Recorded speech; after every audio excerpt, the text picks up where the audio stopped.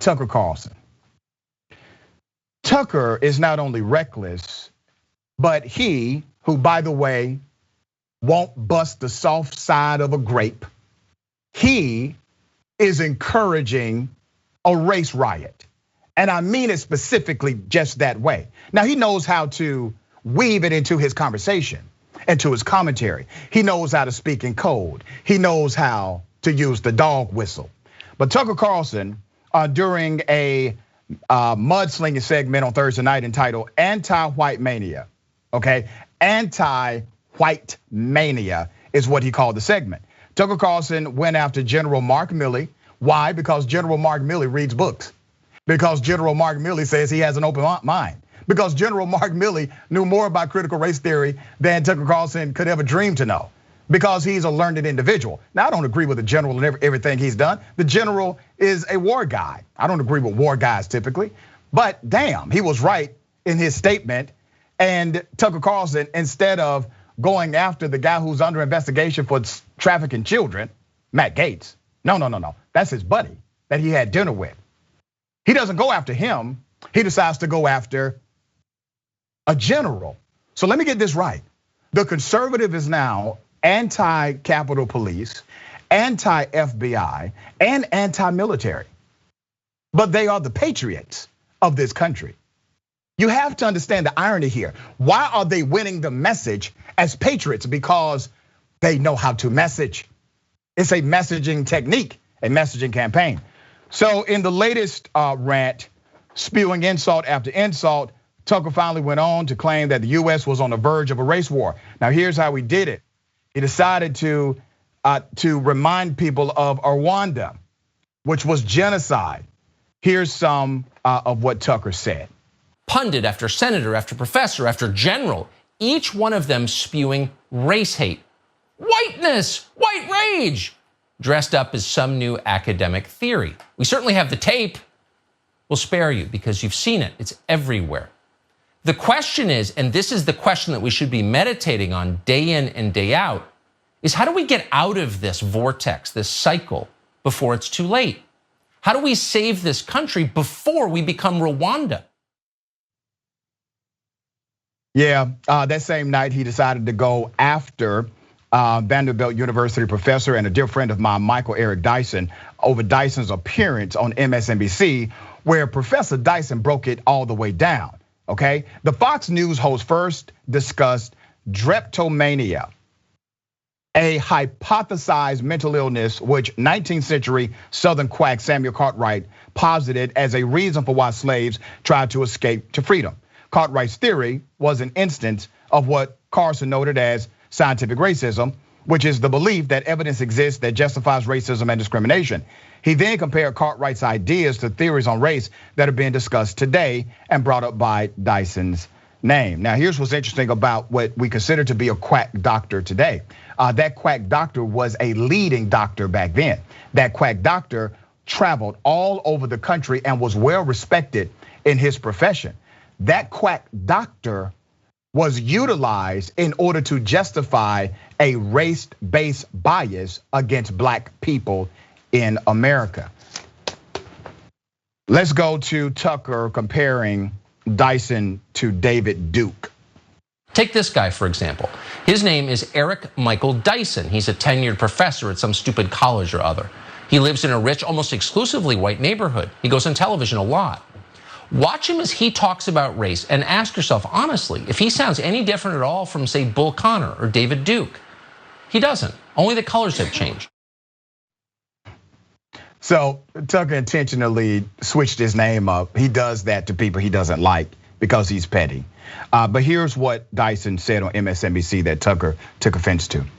And speaking about, the maggots, the MAGA, that is so corrosive in this, political moment. I resent as an intellectual and as a black person in America that we have taken the brunt of anti-intellectualism. We have borne the brunt of being disloyal to this nation, and we have stood by to see mediocre, mealy-mouthed, snowflake white men who are incapable of taking critique, who are willing to dole out infamous repudiations of the humanity of the other, and yet they call us snowflakes, and they are the biggest flakes of snow to hit the earth. They are incapable of criticism. They are incapable of tolerating difference. They're scared of, oh my God, critical race theory is gonna kill your mother. And they don't even know. They're not critical.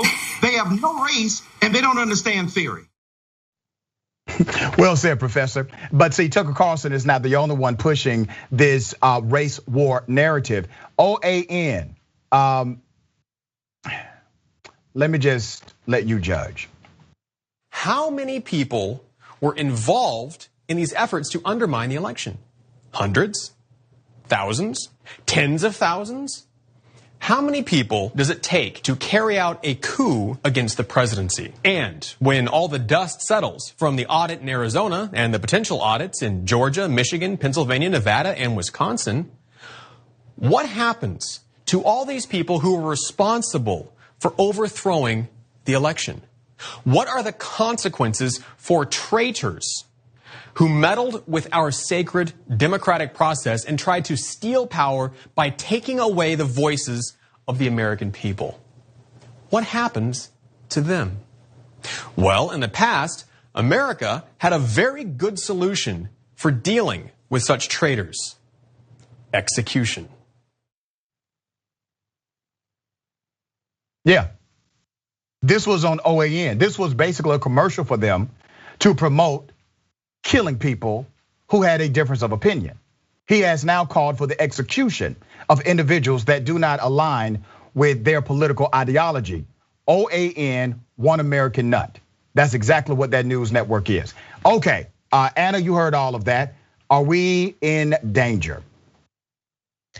I genuinely do think that the rhetoric coming from the right wing, especially that OAN video that you just showed, is putting American people in danger. And we've already seen violent actions carried out that were inspired by people like Donald Trump and the racist, bigoted, xenophobic rhetoric that's just incessantly uttered by the likes of those people. And so, the mass shooting that took place at a Walmart in El Paso, Texas, we know that the gunman in that case was inspired by Donald Trump's anti-immigrant rhetoric. Innocent people are literally dying in this country as a result of the right wing spewing this garbage. And in my mind, look, there are always gonna be awful people in any country.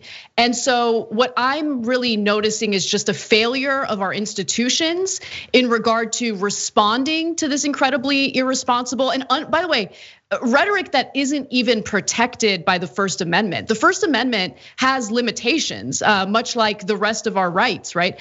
You are not allowed to go around inciting violence. And that OAN video clearly, very clearly incited violence. It called for executions of individuals who accept the reality of the 2020 general election. When it comes to Tucker's rhetoric, I see it a little differently. Now, I think everything I just said also applies to him. But what he's trying to do there is he's trying to compare behaviors that we're seeing among people in this country to what that quacks had to say about Black people. And his whole theory was that African Americans, Black people are just inherently less than, right? That there's something biological, physiological that makes them less worthy than whites. And so that's obviously nonsense. What Tucker Carlson is doing is comparing that garbage to honestly learned behaviors in this country that can be changed. I don't think that white people are inherently evil or inherently racist or inherently bad, but there are learned behaviors that are perpetuated by the likes of Tucker Carlson. So not only does he contribute to that awful learned racist behavior, he then turns around and pretends as if the very real concerns of people like us, people like Black Lives Matter,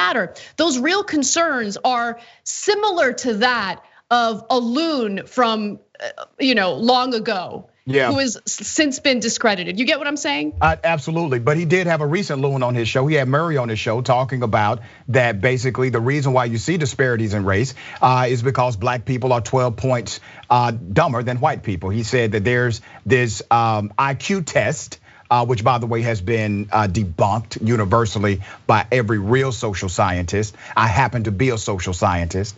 He says, oh, well, that's the reason because black people typically on average are 12 points lower on the intellectual quotient scale than whites. And that's why you see the disparities that are race-based, but they are not racist. And he had this individual on his program who continues to spout this stuff. We haven't heard from Murray in 30 damn years, but they have now resurrected this guy in order to preach this dogma because it fits a particular narrative. And what it really does, Anna, it takes the emphasis off of the systems that critical race theory places the emphasis on.